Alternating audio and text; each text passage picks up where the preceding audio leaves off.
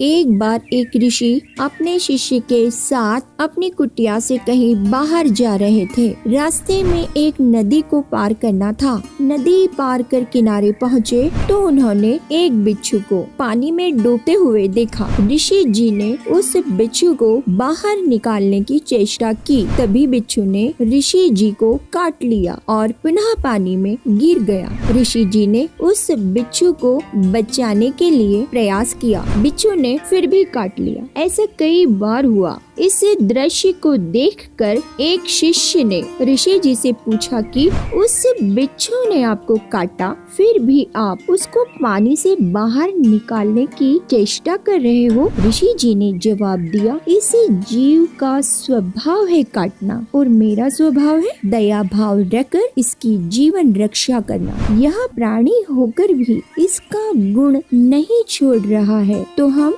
साधु होकर अपना गुण कैसे भूलें। और तभी पानी समेत ऋषि जी ने बिच्छू को किनारे की ओर फेंका और वह बिच्छू बच गया। ठीक उसी तरह आज संत रामपाल जी महाराज जी को अज्ञानी मनुष्य द्वारा सताया जा रहा है, लेकिन फिर भी दयालु संत रामपाल जी महाराज उनका अज्ञान दूर कर उनको ही ज्ञान का पाठ पढ़ा रहे हैं और उनके शिष्यों को समझा रहे हैं। इस सृष्टि के सभी जीव परमात्मा के ही बच्चे हैं। कुछ अज्ञानियों द्वारा भ्रमित हैं, जिनको प्रेम पूर्वक सही ज्ञान बताकर सत भक्ति पर लगाना है। इससे पूरे विश्व का कल्याण होगा। न कोई पाखंड करेगा, न कोई नशा, न कोई रिश्वतखोरी और न ही कोई और अत्याचार। सभी को सज्ञान होगा, क्योंकि हम सभी मनुष्य जानते हैं कि श्रीमद् भागवत गीता जी में अध्याय 4 के श्लोक 34 में किसी तत्वदर्शी संत की शरण में जाने के लिए गीता जी का ज्ञान देने वाले भगवान ने कहा है। तो ठीक उसी तरह तत्वदर्शी संत की खोज हो चुकी है। भारत में एक ऐसे महान पुरुष का जन्म हो चुका है जिसका वर्णन कई भविष्यवक्ताओं ने भी किया है। वह अपने आध्यात्मिक विचारधारा से पूरे विश्व को प्रभावित कर मानवता का पुनरुत्थान करेगा। वह स्वर्ण युग स्थापित कर संपूर्ण विश्व के मनुष्यों पर राज करेगा। वे कोई दूसरे नहीं, संत रामपाल जी महाराज जी ही हैं। आने वाले समय में सबको सब कुछ मालूम हो जाएगा। अब जैसे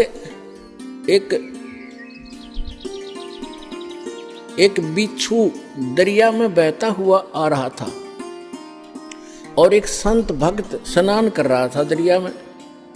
उसने देखा ये जीव डूबेगा मरेगा। उसने ऐसे हाथ में उठाया, उसको बाहर फेंकना चाहा। बिच्छू ने डंक मारा और पानी में गिर गया। उसने फिर उठाया, उसने फिर डंक मारा और पानी में उछल गया।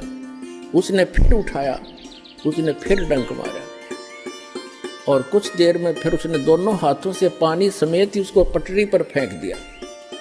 एक आम व्यक्ति खड़ा खड़ा देख रहा था। कहने लगा, रे भले आदमी, तेरे तो हाथ पर डंक मार रहा है, तू इसको बचाने की चेष्टा कर रहा है, मरने दे, बहने देता।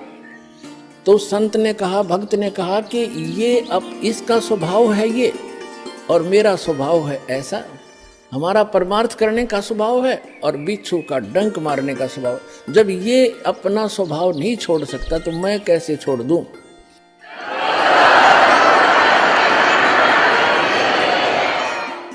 तो पुण्यात्माओं, जो दुष्ट लोग हैं वो तो बिच्छू हैं, वो तो डंक मारते रहेंगे, लेकिन आप संत भी हो। और जो तो को काटा बोवे ताको बो तू फूल, और तो ही फूल के फूल हैं।